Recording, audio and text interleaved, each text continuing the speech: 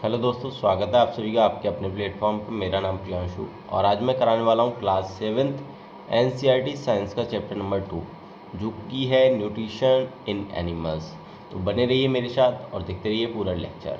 इससे पहले के चैप्टर में हमने फर्स्ट चैप्टर में बात की थी कि प्लांट्स अपना न्यूट्रिशन या न्यूट्रिएंट्स कैसे प्राप्त करते हैं, क्योंकि हम लोग जानते हैं वो फोटोसिंथेसिस के द्वारा क्या करते हैं, अपना फूड खुद से प्रिपेयर कर लेते हैं। उसके टाइप्स के बारे में भी हमने बात की थी। अब हम बात करेंगे इस चैप्टर में एनिमल्स के बारे में, प्राणियों के बारे में, कि वो लोग अपना फूड जो भोजन है वो कैसे प्राप्त करते हैं। तो हम लास्ट वीडियो में भी बताया था कि हम लोग डायरेक्टली या इनडायरेक्टली रूप से प्लांट्स पर डिपेंड रहते हैं।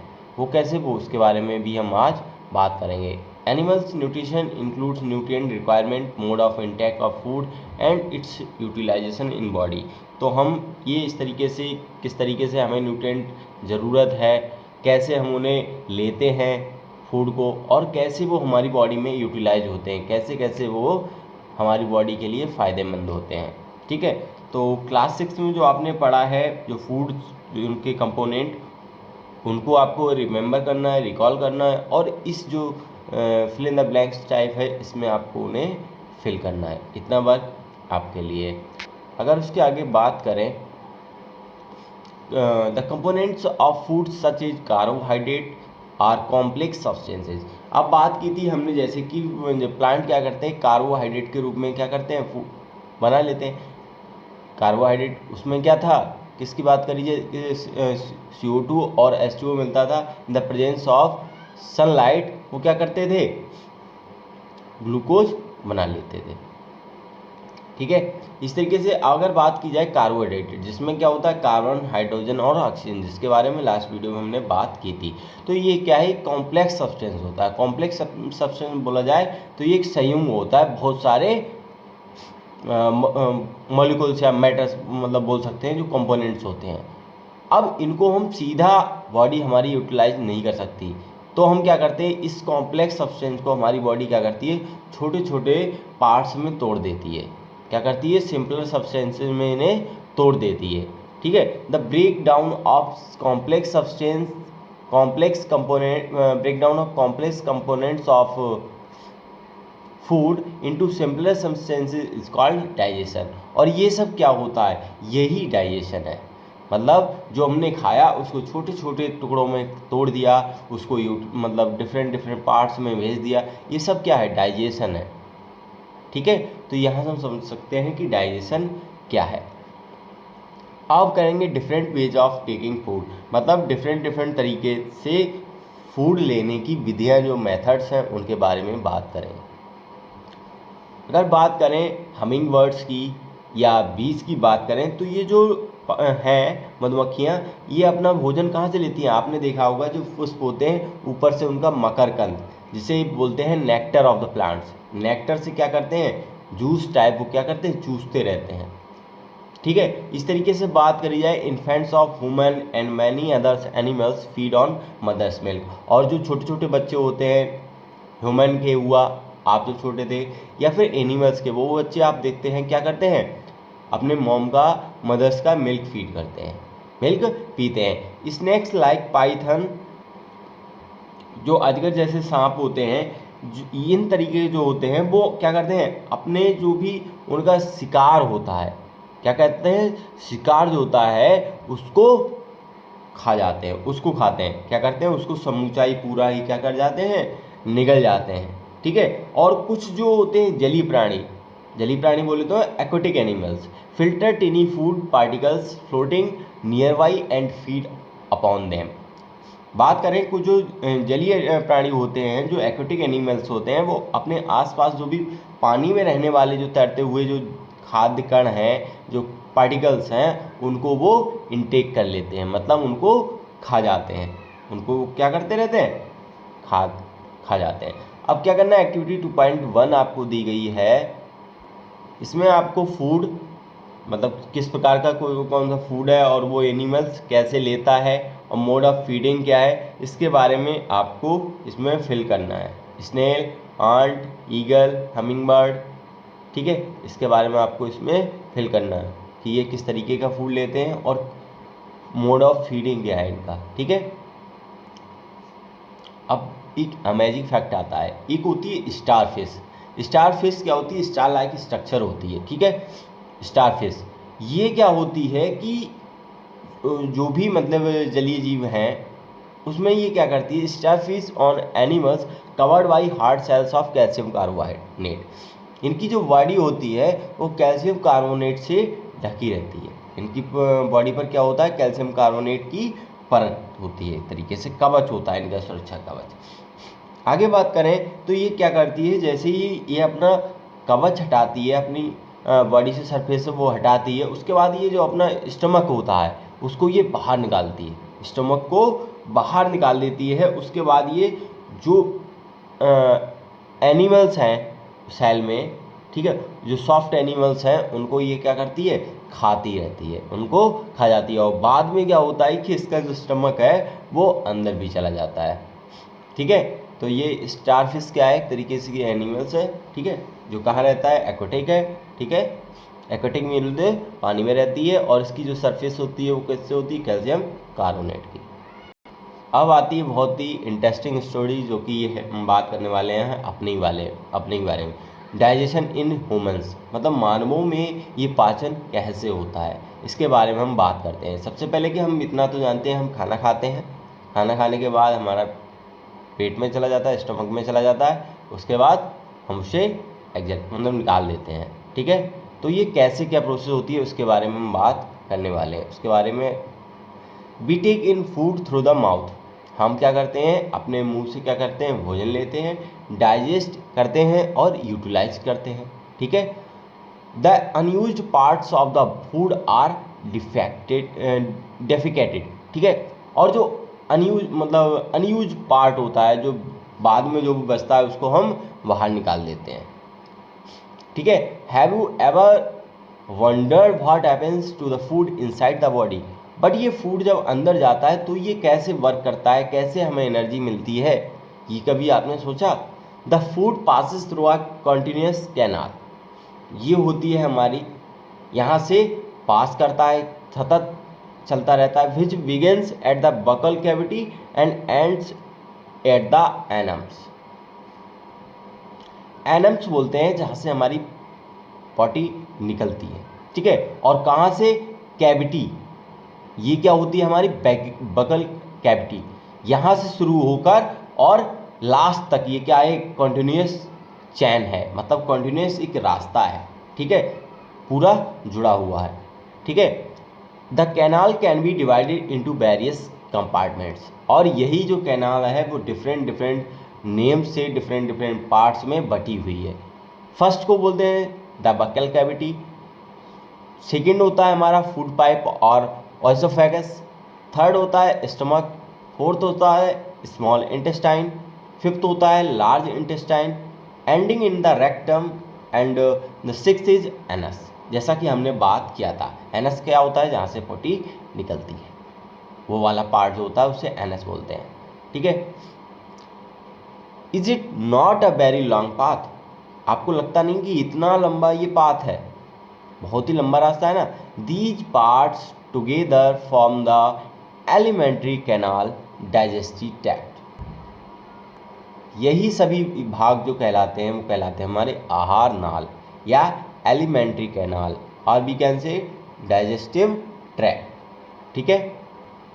The food components gradually get digested as food travels through the various compartment, जिस कंपार्टमेंट से फूड पास करता जाता है, फूड गुजरता जाता है, वो डाइजेस्ट होता जाता है। पहले में गया कुछ पार्ट डाइजेस्ट हुआ, सेकंड में गया कुछ डाइजेस्ट, इस तरीके से क्या चलती रहती है, प्रोसेस चलती रहती है। अगर बात करें the inner walls of the stomach and the small intestine and the various glands associated with the canal such as salivary glands, the liver and the pancreas secretes digestive juices। In canal से कुछ glands, liver, pancreas secret जो क्या करते हैं, digestive juice जो होते हैं वो रिलीज करते रहते हैं, जो भी क्या, ये भी क्या करते हैं, हमारे पाचन में, डाइजेस्टिव में क्या करते हैं, डाइजेशन सिस्टम में हेल्प करते हैं, ठीक है। Digestive juice convert complex substances of food into simpler ones, और यही डाइजेस्टिव जूस जो होते हैं, जो पाचक रस होते हैं, वो कॉम्प्लेक्स सब्सटेंस को सिंपलर फॉर्म में कन्वर्ट करते हैं। अब आप फिगर देख सकते हैं, ये रहा आपका माउथ, ये यहाँ से आपने फूड लिया, ये है आपका लीवर, ठीक है, ये होता है हमारा राइट साइड, ठीक है, यहीं पर होता है हमारा गॉल ब्लैडर, ठीक है, ये होता है हमारा स्टमक लेफ्ट साइड में, यहाँ पे ये मसल्स के जस्ट नीचे यहाँ पे स्टमक, ये होता है हमारा पैनक्रियाज, उससे नीचे ये वाला पार्ट, फिर आती है हमारी स्मॉल इंटेस्टाइन जो कि बड़ी होती है कंपैरिजन में लार्ज के, और लेकिन बोला जाता है स्मॉल इंटेस्टाइन, और ये होती है हमारी लार्ज इंटेस्टाइन, ये होता है रेक्टम, और ये होता है हमारा एनस, ठीक है, ये आप और अच्छे से देख सकते हैं। अब बात करें the digestive tract and the associated glands together constitute the digestive system, और ये सब मिलके क्या है, एक डाइजेस्टिव सिस्टम है, एक सिस्टम का काम करते हैं, ये सब मिलकर क्या है, एक सिस्टम है। Now let us know what happens to the food in different parts of the digestive tract.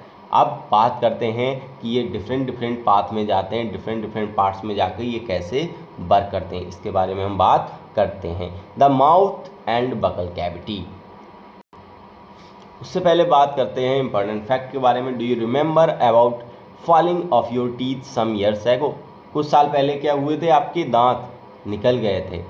The first set of teeth grows during infancy, और आपने सुना होगा या आपको पता है, उससे पहले इन्फेंसी के दौरान जब आप 0 से 2 साल के बीच में थे, तब आपके दांत वो निकलने शुरू हुए थे, उन्हें कहा जाता है मिल्क टीथ। क्या कहा जाता था, मिल्क टीथ, ठीक है।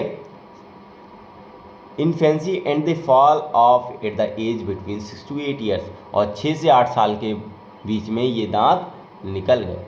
These are termed milk teeth. The second set that replace them are the permanent teeth. अब इसके बाद जो आपके टीथ निकलेंगे वो कहलाएंगे permanent teeth. The permanent teeth may last throughout life or fall off during old age or due to some dental disease। अब क्या होगा कि ये वाले जो परमानेंट टीथ हैं वो आपके या तो बुढ़ापे में, ओल्ड एज होगी तब निकल जाएंगे, या उससे पहले भी निकल सकते हैं, क्यों, अगर कोई डेंटल डिसीज उनमें लग जाती है, या फिर बात करते हैं अगर किसी के अच्छे टीथ रहे तो वो थ्रू आउट लाइफ, मतलब जब तक लाइफ रहेगी तब तक वो बने रहेंगे। चलो अब बात करते हैं बूझो। Bujo is fascinated by the highly coiled small intestine seen in figure 2.2. He wants to know its length. Would you like to make a wild guess? We have given its approximate length on page 16. Just imagine how such a long structure is accommodated in a small space within our body. अब क्या करता है बूझो जो है, figure 2.2 में आप देख रहे होंगे, ये क्या है, एक मतलब दिखता है कि इतनी मतलब कुंडली लाइक स्ट्रक्चर जो है, घूमी राउंड लाइक स्ट्रक्चर है, कितनी आश्चर्यचकित हो जाता है वो स्मॉल इंटेस्टाइन को देखकर कि स्मॉल इंटेस्टाइन आपने फिगर में देखी होगी ऐसे घूमी होगी। अब वो जानना चाहता है कि आखिर इसकी लंबाई कितनी है। अब इसका अनुमान आप लगा सकते हैं। अब पेज नंबर 17 में इसकी जो अप्रोक्स लेंथ है वो बताई गई है, ठीक है। अब आपको इमेजिन करना है कि इतनी लंबी स्ट्रक्चर और हमारे शरीर के छोटे हिस्से में, हमारा शरीर कितना छोटा है, उसमें भी इतना वाला पार्ट, सिर्फ इतने पार्ट्स में वो इतनी लंबी स्ट्रक्चर रखी हुई है, ठीक है। इसके बारे में हम बात करेंगे। अब हम बात करते हैं माउथ एंड ये बकल कैविटी की। तो जो ये क्या है, यहाँ से हम जो फूड है वो इनटेक करते हैं, मतलब अंतर्ग्रहण करते हैं, हम लेते हैं, ठीक है। अब इसको शरीर, यही फूड को अंदर ले जाने की प्रक्रिया यही कहलाती है इनटेक। क्या कहलाती है, इनटेक या इंडाइजेशन। अभी हम बात करेंगे, एक minute. Process of taking food to the body is called ingestion. Ingestion बोले तो अंतर्ग्रहण। क्या बोलते हैं, ingestion. We chew the food with the teeth and break it down mechanically into small pieces. हम दांतों से क्या करते हैं, खाना जो खाते हैं उसको चबाते हैं और छोटे छोटे छोटे छोटे टुकड़ों में तोड़ लेते हैं। Each tooth is rooted in a separate socket in the gums, और ये होते हैं हमारे जम्प्स मसल टाइप। इनमें ये क्या करते हैं, हर टूथ जो है वो जकड़ा रहता है, फंसा रहता है। Our teeth vary in appearance and perform different function. हमारे टीथ जो हैं डिफरेंट डिफरेंट फंक्शन कहते हैं। Accordingly there are given different names, और इन सब के अलग अलग नेम हैं। कुछ क्या करते हैं, कुतरते हैं, कुछ चबाते हैं, कुछ क्या फाड़ते हैं, इस तरीके से करते हैं। एक्टिविटी है wash your hands, look into the mirror and count your teeth. अपने हाथों को अच्छे से तरीके से धोना है और मिरर में जाके क्या करना है, अपने टीथ को काउंट करना है। Use your index finger to feel the teeth, how many kinds of teeth could you find. आप देखेंगे किस किस तरीके की टीथ हैं। Take a piece of an apple और bread and eat it. Bread लेना है आपको या फिर एप्पल लेना है, पीस लेना है और इसे चबाना है, खाना है। Which teeth do you use the biting and cutting. किस टीथ का यूज आप वेटिंग बाइटिंग में या कटिंग में कर रहे हैं, ठीक है, इसके बारे में आपको करना है। Which ones for piercing and tearing, also find out the ones that are used for chewing and grinding. तो इस तरीके से आपको करना है कि कौन सा टीथ जो है वो आपकी चबाने में यूज हो रहा है, कौन सा कुतरने में हो रहा है, कौन सा फाड़ने में हो रहा है, कौन सा काटने में हो रहा है। इन सभी टीथ को आपको पता करना है, ठीक है। तो आप यहाँ से भी देख सकते हैं जो हमारे सामने वाले होते हैं, ये वाले 4 टीथ, इनको बोलते हैं इंसिजर। क्या बोलते हैं, इंसिजर। और ये जो ये वाले होते हैं इनको बोलते हैं कैनाइन। क्या बोलते हैं, कैनाइन। और ये जो इस साइड के होते हैं प्रीमोलर, और सबसे लास्ट में 2 इधर 2 इधर क्या होते हैं, मोलर। तो 2 और 2 4 मोलर हो गए, और वो सॉरी 6 3 और 3 जो चौड़े चौड़े होते हैं वो होते हैं हमारे मोलर। फिर 2 और 2 हो गए हमारे प्रीमोलर, 1 और 1 होता है कैनाइन, और 2 और 2 4 होते हैं इंसिजर। तो 4 इंसिजर, 2 कैनाइन, 4 प्रीमोलर, 6 मोलर। इसमें आपको फिल करना है। हमारे माउथ में क्या होती है, एक सैलिवरी ग्लैंड्स होती है जो सलाइवा, जो आपकी लार होती है उसको सीक्रेट करती है, उसको निकालती है। लार कहाँ से आती है, सलाइवरी ग्लैंड से। क्या होती है, एक हमारे माउथ में क्या होती है, सलाइवरी ग्लैंड्स होती है, जिससे क्या निकलती है, सलाइवा निकलती है। Do you know the action of saliva on food. क्या एक्शन होता है सलाइवा का, इसके बारे में हम बात करेंगे। अब क्या करना है आपको, टेस्ट ट्यूब आपकी लेबोरेटरी में, आपके स्कूल में लेबोरेटरी होती है, उसमें 2 टेस्ट ट्यूब रखी होंगी। उस पर आपको लेवल देम ए एंड बी आपको लेवल दिए होंगे। In test tube A put one teaspoonful, ठीक है, of boiled rice. In test tube B की 1 teaspoon of boiled rice after chewing for 3-4 minutes. ये आपको क्या करना है, अपने टीचर्स की हेल्प से आपको ये करना है, ठीक है। हम ये सिर्फ बात करेंगे स्वीट्स एंड टूथ डिके, मीठा खाते हैं और टीथ कैसे खराब होते हैं। Normally bacteria are present in our mouth. हमारे मुंह में क्या होते हैं, बैक्टीरिया पाए जाते हैं, होते हैं, but they are not harmful for us. But वो हमारे लिए हार्मफुल, नुकसानदायक नहीं होते हैं। However if we do not clean our teeth, यदि क्या करते हैं हम अपने दांतों को साफ नहीं करते हैं, and mouth after eating, many harmful bacteria also begin to live and grow in it. अब क्या होता है, जब हम अच्छे से दांतों को साफ नहीं करते हैं, मुंह साफ नहीं करते हैं, तो बैक्टीरिया वहाँ रहने लगते हैं। ये बैक्टीरिया क्या करते हैं, शुगर को तोड़ देते हैं, शुगर से टूट जाते हैं, शुगर को तोड़ देते हैं, और वहाँ से क्या करते हैं, एसिड्स को रिलीज करते रहते हैं। एसिड्स को रिलीज करते हैं, और यही एसिड जो होता है वो हमारे दांतों को नुकसान देता है, क्योंकि एसिड कहीं भी गिरता है आप कॉमनली जानते हैं इससे क्या हो जाते हैं, वो चीज़ खराब हो जाती है। उसी तरीके से हमारे दांतों में क्या हो जाता है, एसिड्स हो जाता है। एसिड कौन लाता है, बैक्टीरिया, जो कहाँ से आते हैं, शुगर से ब्रेक डाउन होके, ठीक है।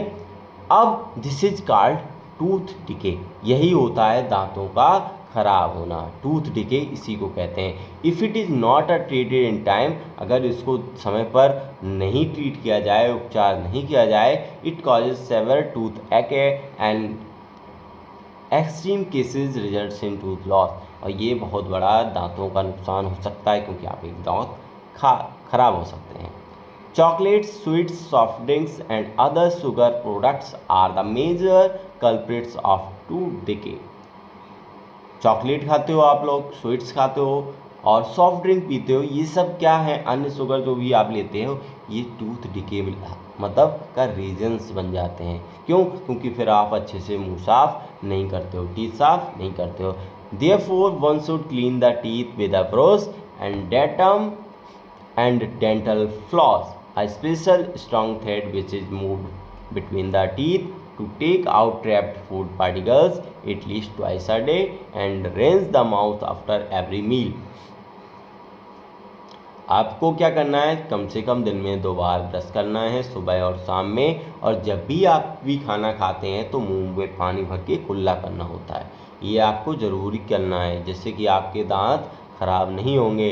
Also one should not put dirty fingers और any unwashed object in the mouth, और आपको कभी भी अपनी जो गंदी उंगलियां हैं, आपकी जो डर्टी फिंगर्स हैं, उनको मुंह में नहीं ले जाना है, और हमेशा किसी वस्तु को, किसी को भी आप ऑब्जेक्ट को छूते हो तो अच्छे से हैंड वॉश करने के बाद ही उसको माउथ से लगाना है, ओके।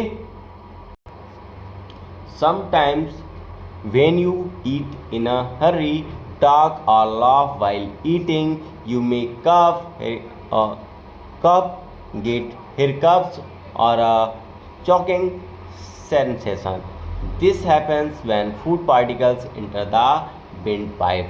अब क्या होता है, जब भी कभी आप खाना खाते हैं तो आप बहुत जल्दी में खाते हैं क्योंकि बहुत भूखे होते हैं, या फिर आप हंसते हैं या बातें करते हैं, कब, जब खाना खाते टाइम, तो क्या होता है, आपका जो खाना होता है वो फूड पाइप में चला जाता है, जिससे आपको खांसी आने लगती है, ठीक है। The wind pipe carries air from the nostrils to the lungs. Wind pipe क्या करता है, जो नाक से होता है वो एयर हमारे लंग्स तक, ये होते हैं हमारे लंग्स में ले जा रहा होता है। It runs adjacent to the food pipe, but inside the throat, air and food share a common passage. Then how is food prevented from entering the windpipe? During the act, swelling a flap-like valve closes the passage of the windpipe and guide food into the food pipe. If by chance food particle enter the windpipe, we feel choked, get hiccups or cough.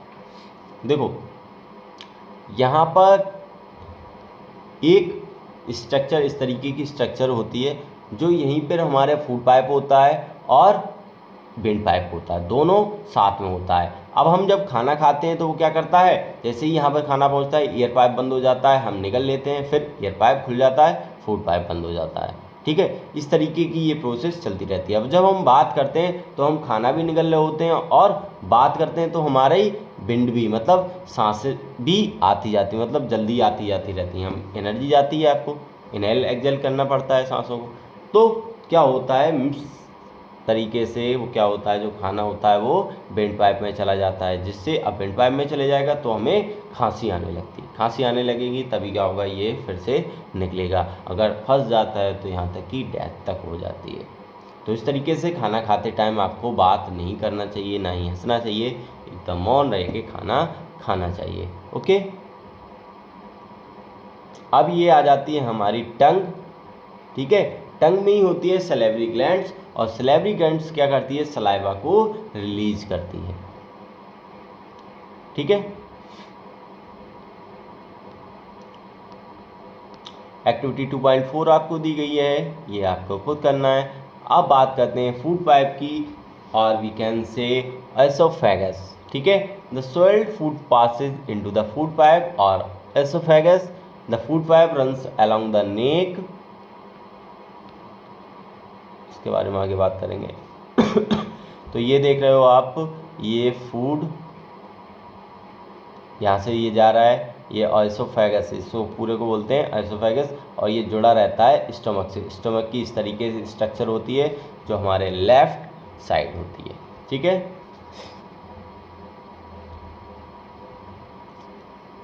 ठीक है। Food is pushed down by movement of the wall of the food pipe. Actually, the movement takes place throughout the alimentary canal and pushes the food downwards. At times, the food is not accepted by our stomach and is vomited out. Recall the instances when you vomited after eating and think the reason for it. Discuss with your parents and teacher.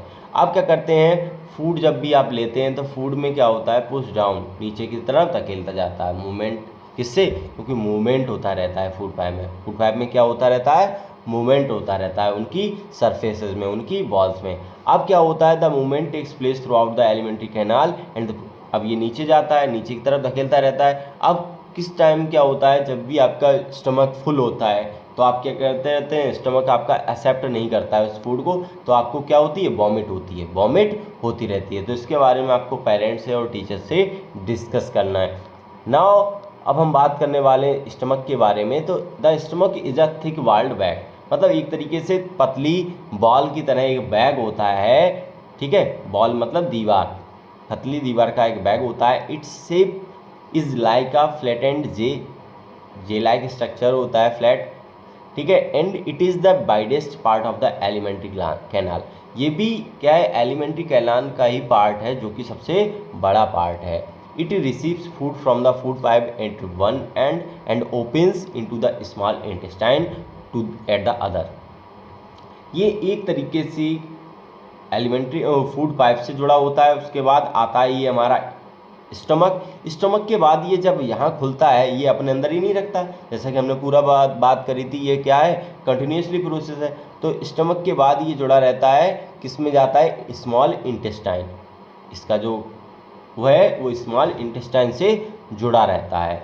The inner lining of the stomach secrete mucus, hydrochloride acid and digestive juice. और आपके पेट में क्या होता है, hydrochloric acid होता है, HCl होता है, जो कौन रिलीज करता है, स्टमक में सीक्रेट किया जाता है, वो खुद से सीक्रेट होता है। The mucus protects the lining of the stomach. The acid kills many bacteria that enter along with the,